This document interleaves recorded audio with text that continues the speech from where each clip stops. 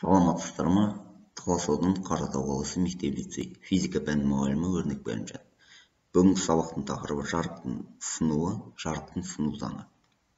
Өздеріңіз білетіндей, күнделікті өмірде, басқа да жағдайларда біз суға, әйнекке, тағы да басқа заттарға жарық сәулесін түсірген кезде, оның жарық сәулесінің бағыты өзгергендігін байқаймыз. Мысалға, балалар, сендер лазермен ойнайсыңдар. Сол лазерді суға немесе әйнекке, басқа да бір мөлдір заттарға түсірген кезде біздің лазеріміздің бағыты өзгергені байқалады. Бұл қалай орындалады?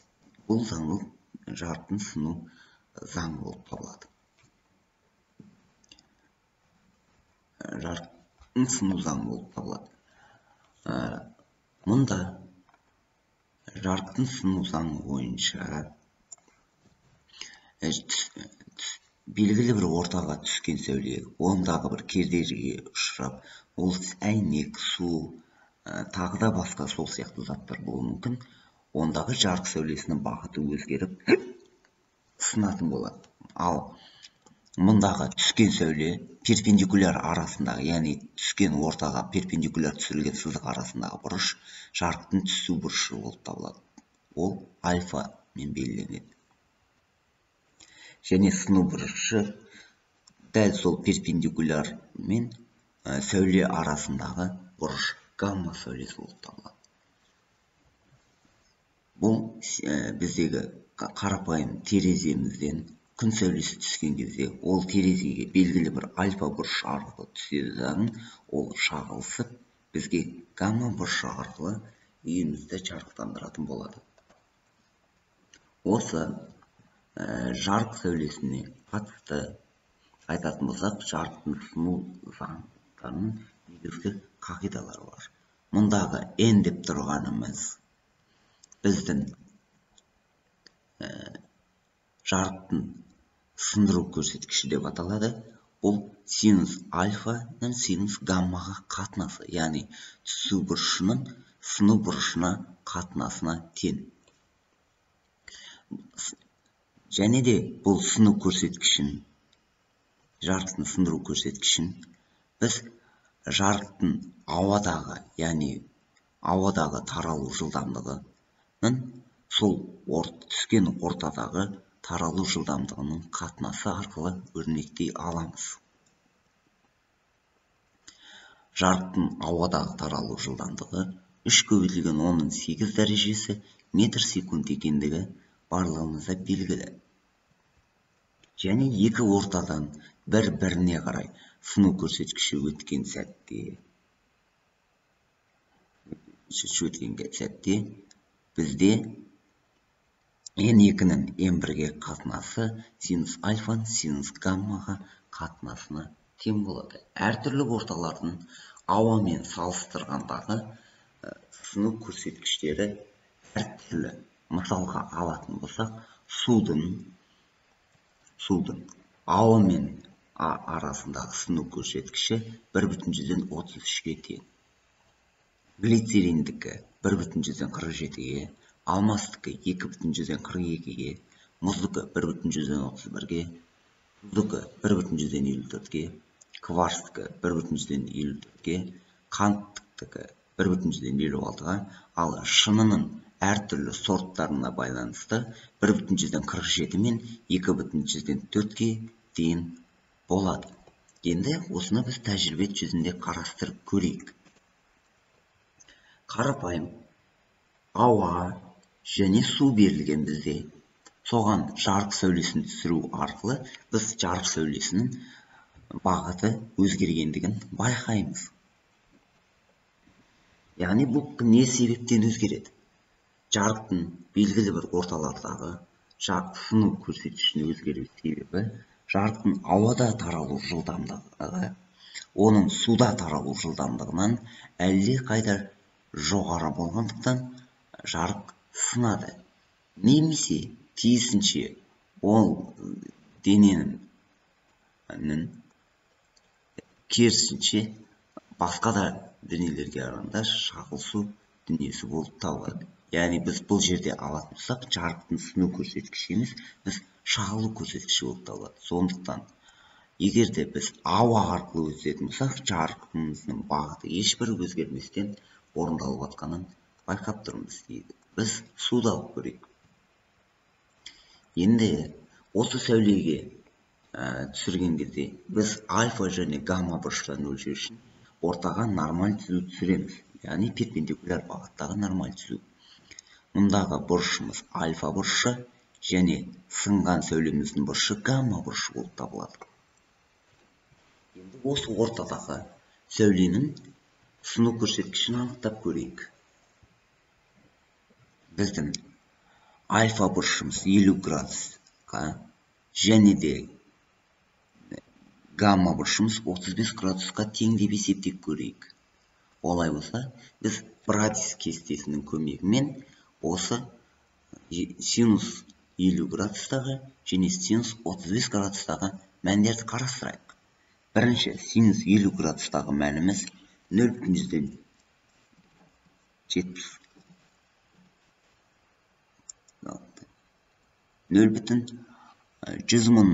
миллионнан 766,044-ге тең екендігі белгілі.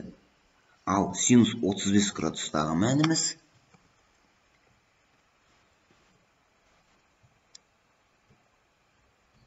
0,573,576-ға тең екендігі белгілі. Енді осыны біз жаңағы атап өткен формуламызға сындыру көрсеткішіне салып көрейік. Яғни синус альфаның синус гаммаға қатынасын. Біздің синус 50 градустағы көрсеткішіміз 0,766,044-ге тең болса, синус 35 градусымыз мәні 0,573,576-ға тең.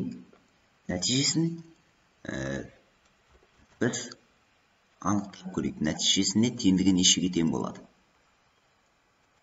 Мұнда шыққан шығынды біздің есептеуішіміз бойынша жуық шамамен алғанда 0,133-ге, яғни шатасын 1,133-ге тең болады.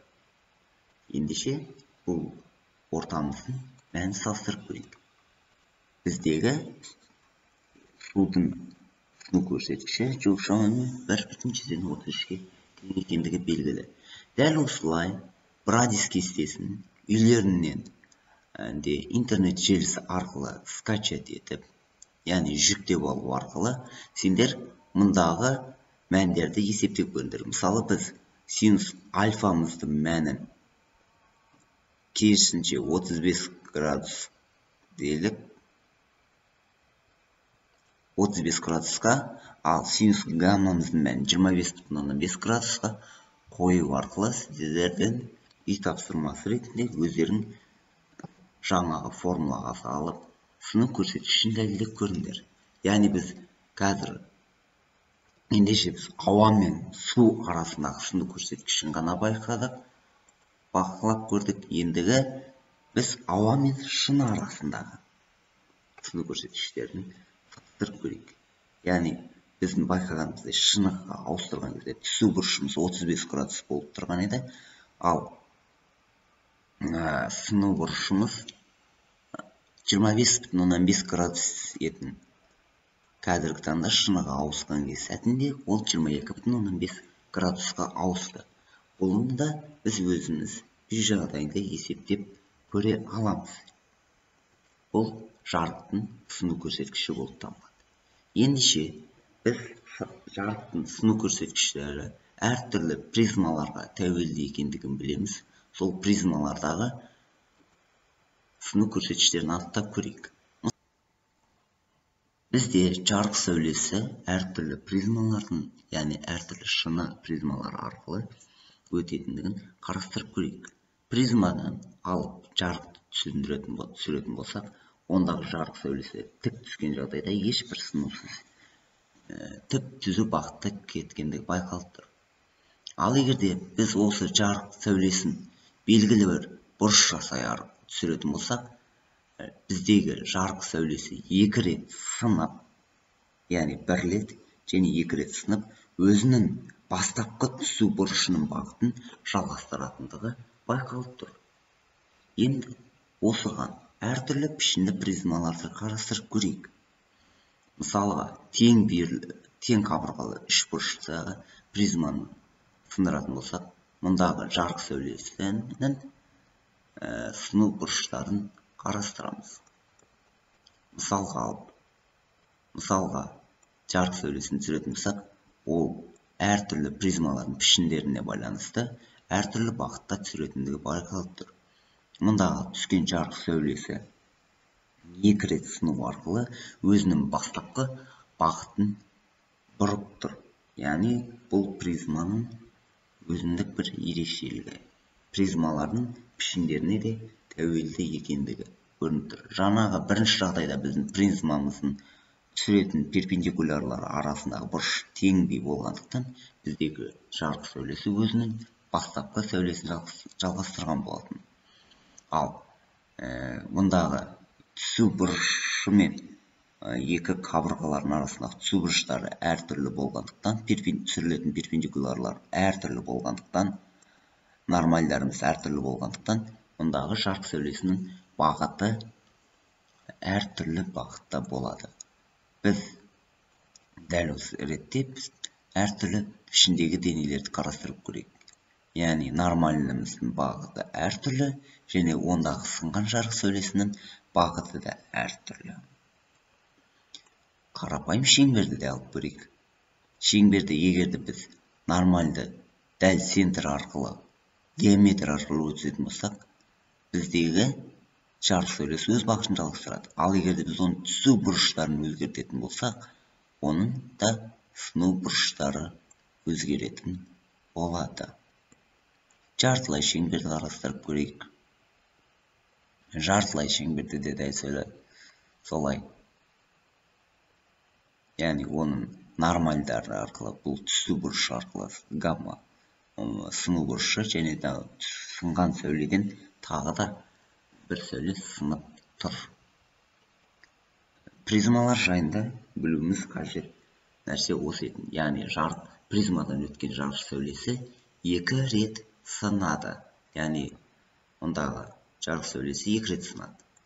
Бұл бірінші сыну бұрышы және екінші сыну бұрышы.